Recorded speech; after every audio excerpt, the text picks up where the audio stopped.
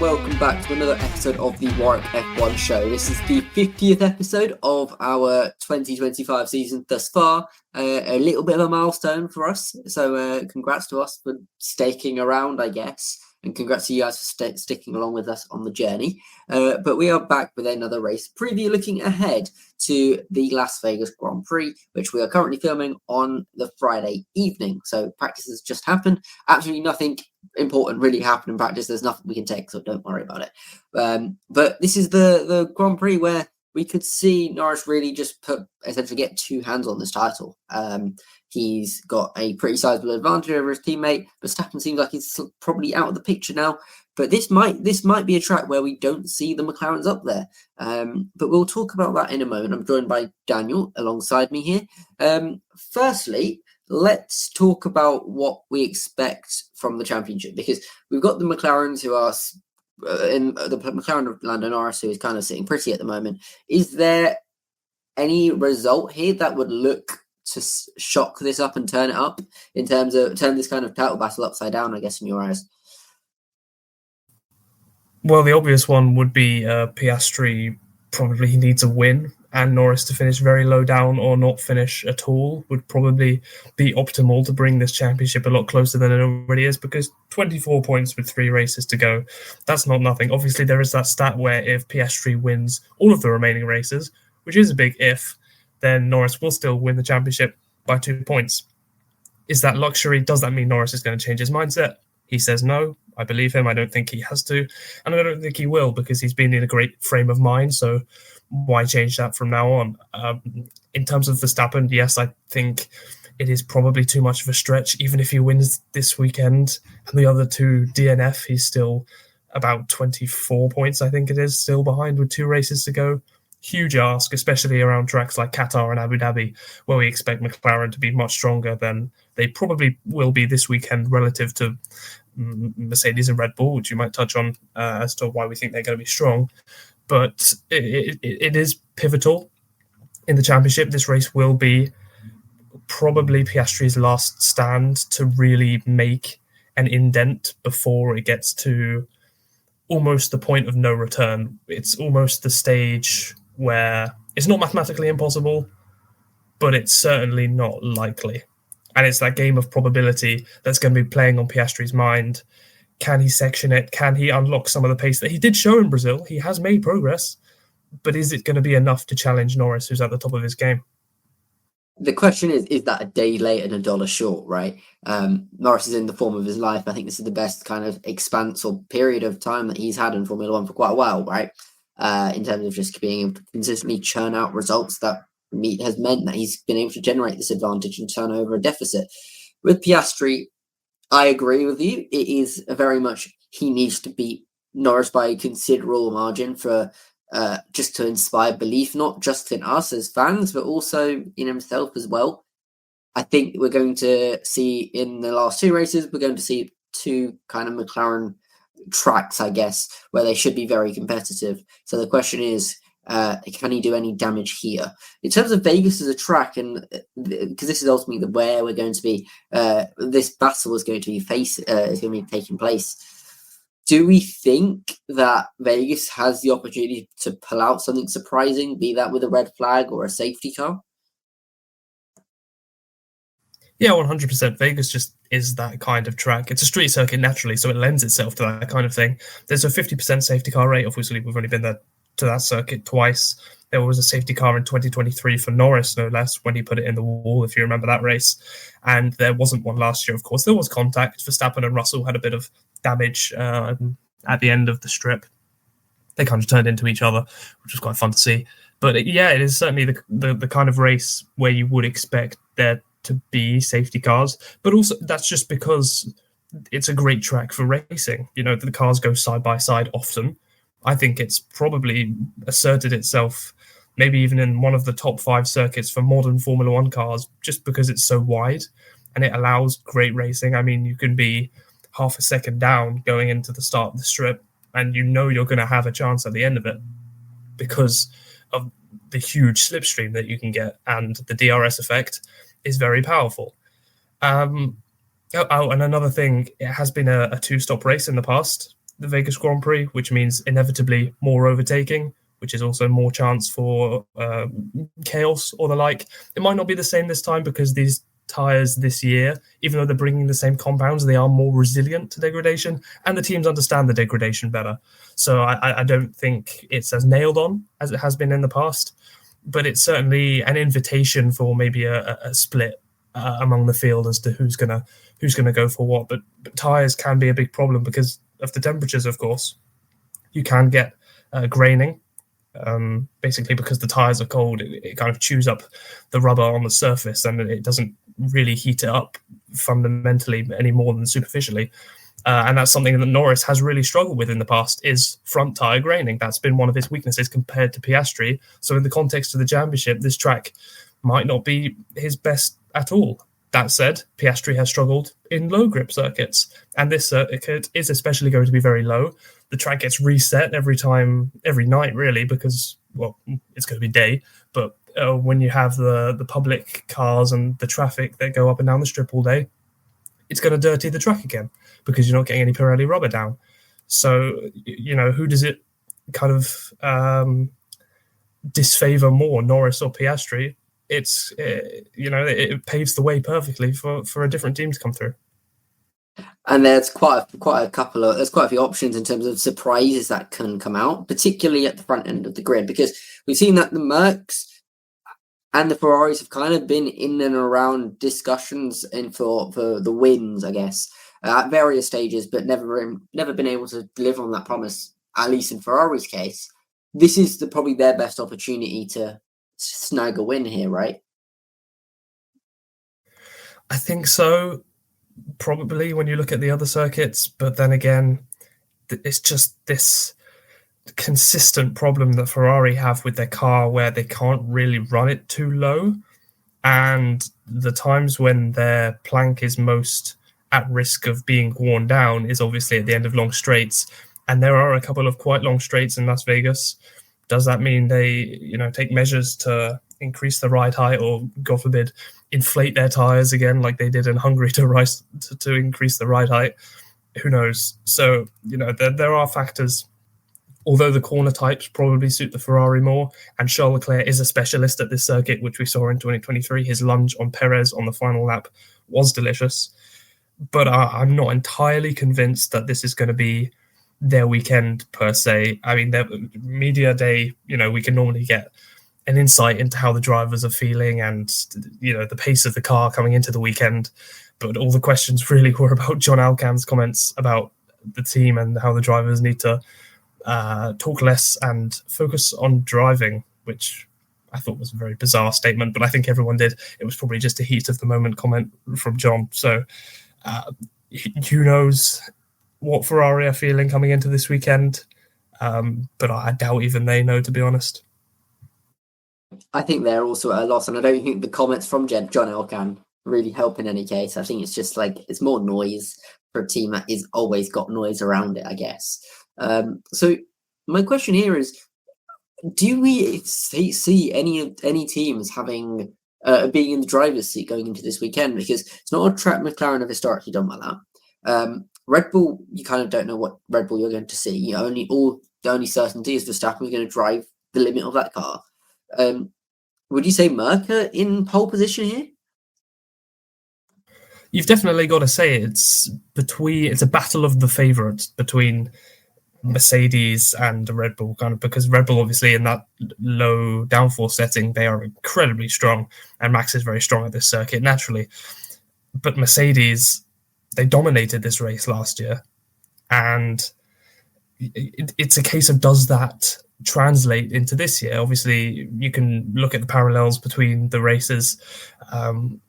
Canada, for example, they were strong both last year and they won this year, so there is a parallel there. But Singapore, they weren't so strong last year, but they dominated this year. So, there doesn't seem to be much in common between Canada and Singapore that you can really extrapolate to this circuit. So who knows, to be honest. I think George Russell, he was kind of saying that Mercedes have changed the car quite a lot so as not to be so strong in those cold conditions that they always used to favour. I think they've just wanted to try and build more of an all-round car. And I think their pace relatively has probably improved slightly as a result, but they probably won't have those freak performances where if the temperature's below, I don't know, 15 or 10 or something, then they're instantly going to vault to the top of the field and you're going to see them walk it.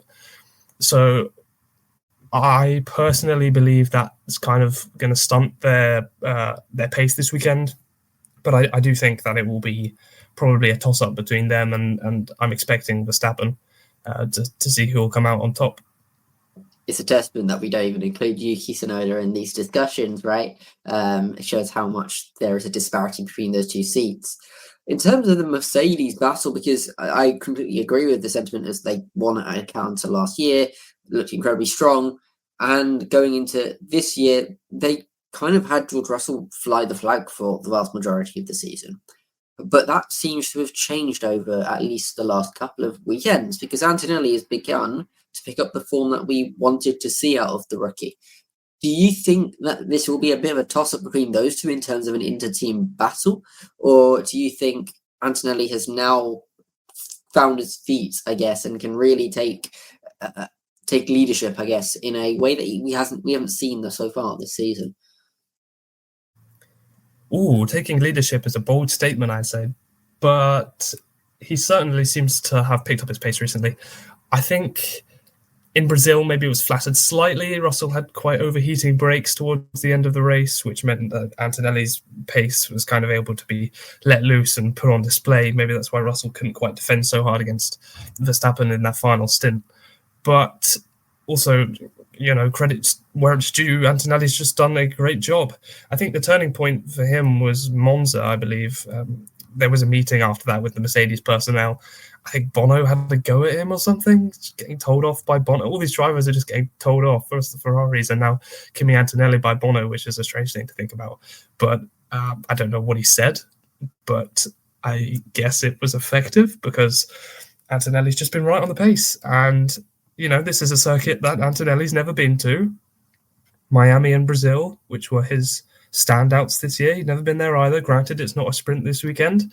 But I still think he can capitalize. I'd like to see Antonelli and Russell go head-to-head on track, actually. I think that could be quite spicy because I don't think Russell likes being challenged at all. We saw it, I think it was in Mexico, when he was behind Antonelli and in front of Piastri. He was getting quite het up on the radio. I don't think he likes kind of his 19-year-old teammate being ahead of him on track, which is fair enough, I guess. So I think that could be a potential rivalry that we could see in the long term, which I'm quite looking forward to. But for now, maybe it could be the short term as well. I guess we won't have to wait long to find out.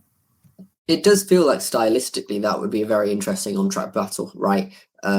Russell has been known to be a little bit very aggressive in terms of the way he moves, and Antonelli, I think you mentioned last episode out, we were talking about how he probably took inspiration from Ayrton Senna when he kind of ignored Oscar Piastri down the inside in turn one after the safety car restart. So that will be very interesting to see. But I do get the impression, I guess no driver likes playing second fiddle, but Russell hasn't needed to do that at all, and I think him being threatened might give him the kick up the backside to really put an emphasis on in trying to ensure that he can beat his teammate. We've talked about the top three teams and for the top four teams, I guess, so far in this discussion. But we can also kind of talk about the midfield teams because when you've got a track as distinctive as Vegas with the long back straight that it has down the strip, which is still an incredibly cool shot when on the cameras and the live feed. Do we expect that any surprises in the midfield? If so, who do you think and who do you put as like the favourite to be a disruptor?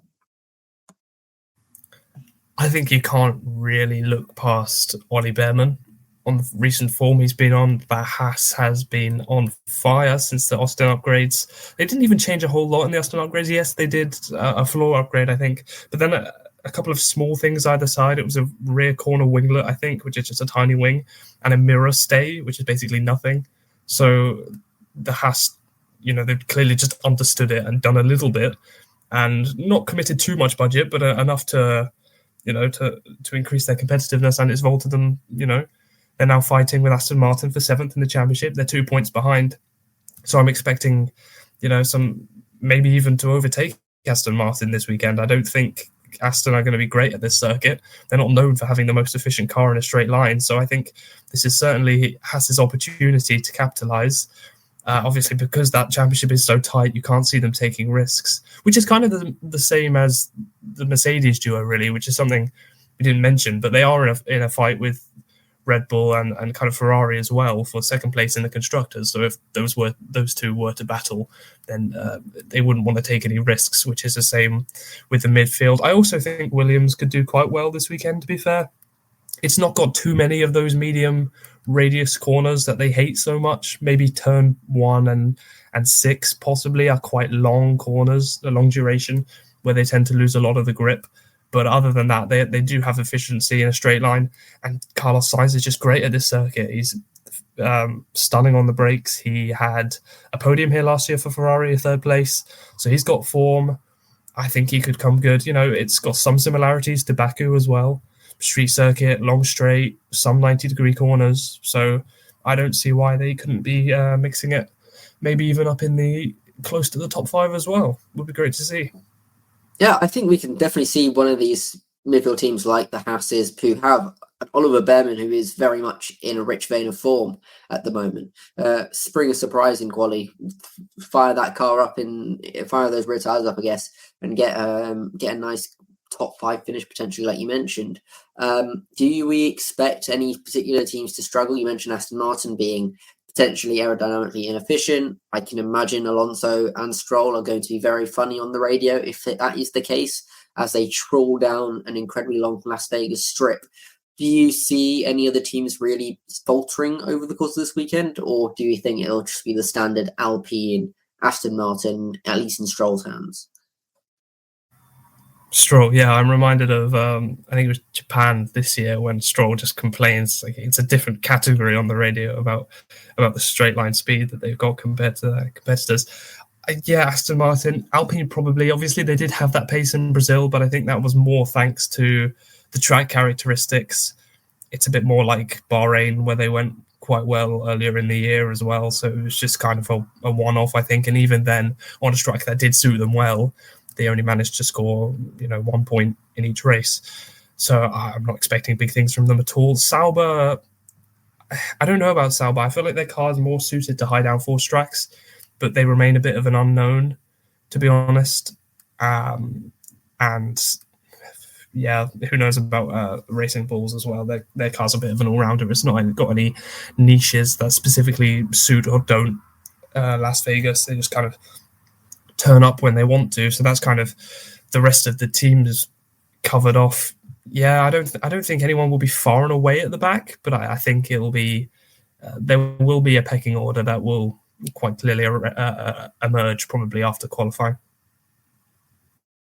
Yeah, I mean, I think ultimately, I think the Alpines will be right at the back, but I think we are leaving the days where we have cars with specific advantages and disadvantages. I've been thinking the Williamses back in the day, they always had that straight line speed, and it was really pronounced having that advantage, but it's less so prevalent in the modern day, I guess. Probably more to do with the fact that we are close to the end of this reg set as well. But that's pretty much it. We are going to have changeable weather, at least expected in the area. In terms of how that affects things on a track like Vegas, we haven't ever seen real weather affect Vegas from my memory, if I'm right, Daniel. No. We've never had a wet session in Vegas. That would be absolutely bonkers, wouldn't it? I don't. Obviously, there has been disruption to Vegas in the past. There was that bizarre circumstance in FP1 in 2023. The very first session that they had was red flagged for quite a while because of the drain cover that came up, the manhole cover. That was one of my favorite days in practice history of Formula One, actually. I don't know what it was. It was just the chaos of the whole thing. You had Sainz's car first bottoming out. It was only 10 minutes into the session, I think. Then you've got Fred Vasseur kind of kicking off in the press conference, and FP2's delayed, then it's extended. Then they're broadcasting at like 5 a.m. None of the fans are in the stands, but Martin Brundle's trackside having the time of his life. So, we have seen other factors other than we don't necessarily need rain to have chaos, even on a practice day in Vegas, is what I'm trying to say. It delivers on its own. But if we did have rain, I wouldn't complain, which rhymes. I think we. I don't see it personally. I don't think we'll get any rain. But if we did, then I'd be up at 4 a.m. That's for sure. Yeah, I think all hell would break loose on a really cold track with rain at Vegas, which would be certainly an interesting watch and potentially is worth getting up at 4 a.m. for. Not a lot of things in life are worth getting up at 4 a.m., but that might be one of those limited list, I guess. But I think it's time for us to move to our prediction segment, where we're going to decide, or I guess give our opinion on who we expect to see in the top 5 poll, and then a couple of other predictions, including our DNF and random prediction. So I started our predictions last episode. So it's not going to be me. We've got 3 sets of predictions to go through, me and Daniel, and then Lucy's as well. So Daniel, I don't mind do you want to kick us off, or do you want me to? No, I'll go for it. Get it out of the way. I've got pole position. Give it your best shot. Kimi. Okay, I'm trying, but I've just seen that I've put Kimi Antonelli pole position, and I'm starting to think. No, I'll stick with it. I've got pole position Kimi Antonelli. He's going to have a great weekend. He's going to come out the blocks firing, and it's going to end up P1 in qualifying. And then in the race, however, we've got Max Verstappen, who's going to take it from him and win the race on that low drag Red Bull. P2 is George Russell. Please, I want a big scrap for the lead between those two. That would be great. I do see Verstappen winning out in that one, though. Antonelli falls from pole to P3, so it's still a decent podium. P4, Piastri. Like I said, I don't think this is McLaren, Piastri, or Norris's weekend, really, and realistically, in terms of pace. And P5, I've put Carlos Sainz.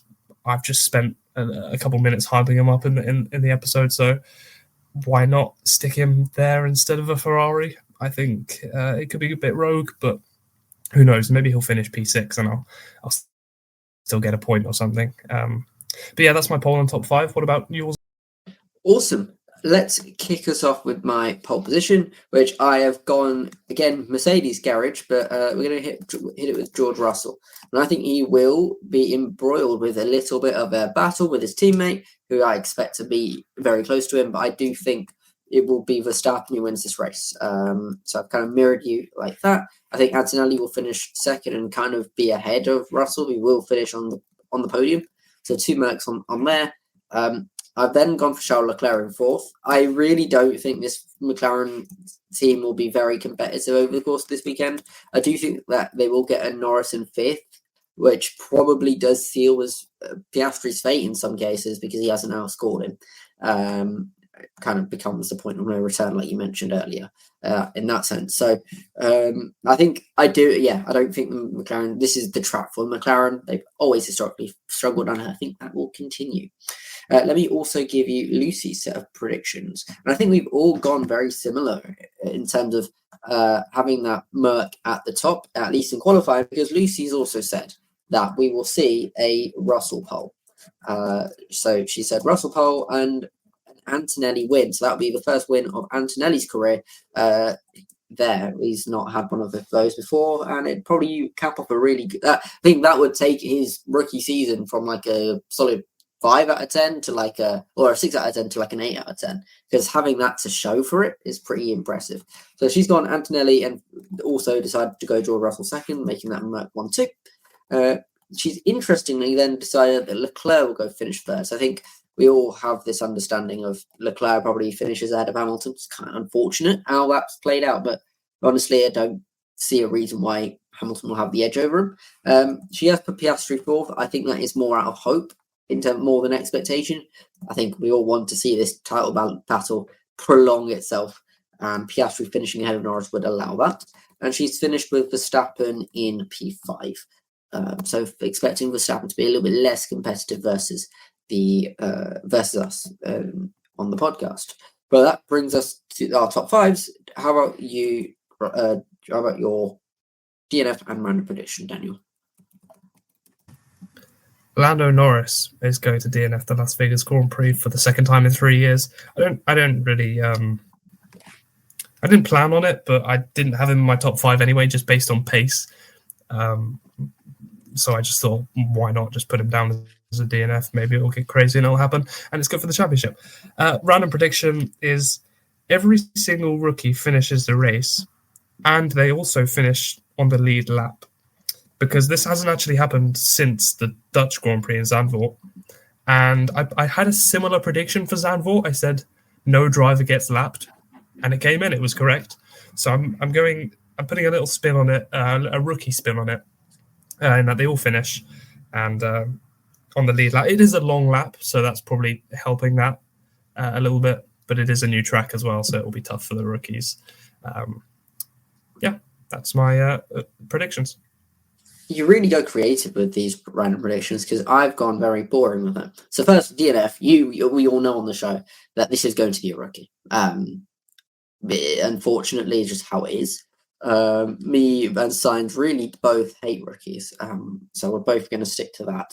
I've gone and said that it will be it won't be Colapinto for once, and that's because I think Bortoleto is also going to have another troublesome weekend. No reason at all. I just think he's bound to have some type of rookie bad performance. He's had one at Brazil. Rookies tend to have like a kind of a dip in form at times. I think this will be a bit of a dip in form for him. My random prediction is I think Carlos Sainz will beef another rookie. I think he'll get involved. Entirely in valid. Yeah, I think he'll just get involved in a tussle. I don't think that's even random enough. Carlos Sainz has done it so much this year. I mean, you can have it, of course, because it could be entertaining to watch, but it's certainly nothing new. Yeah, I just it's almost like a magnet for him. I'm surprised. It's honestly a knack, and I'm very impressed by him. I aspire to be like him, just continuing to bully rookies. And the last set of predictions we need to go through is Lucy's DNF and random predictions. Her DNF is Esteban Ocon, so kind of continuing a trend of Behrman kind of outperforming his more senior teammate. And her random prediction is at least 2 overtakes on the last lap. And I think this is akin to what we saw with Leclerc on Perez at the end of the race last time. Was it in 2024, right? Last time out? 23 that move was. 23. Got you. All the years just blend into one for me, man. It's just unfortunate. But yeah, at least 2 overtakes on the last lap. I think this is a track where there are a couple of nice overtaking opportunities. So I think that's possible. But that brings us to the end of this episode of the Warwick F1 Show. I want to thank my co-host Daniel for joining me along for the ride. We'll be back next week to review the events of a really early starting Las Vegas Grand Prix. Feel free to come to our Las Vegas rewatch, because we're not going to do a live viewing, not at 4 o'clock. I don't imagine there'll be a lot of interest in that. But we'll see you in the next episode. Make sure to tune in next. See you guys in the next one. Goodbye.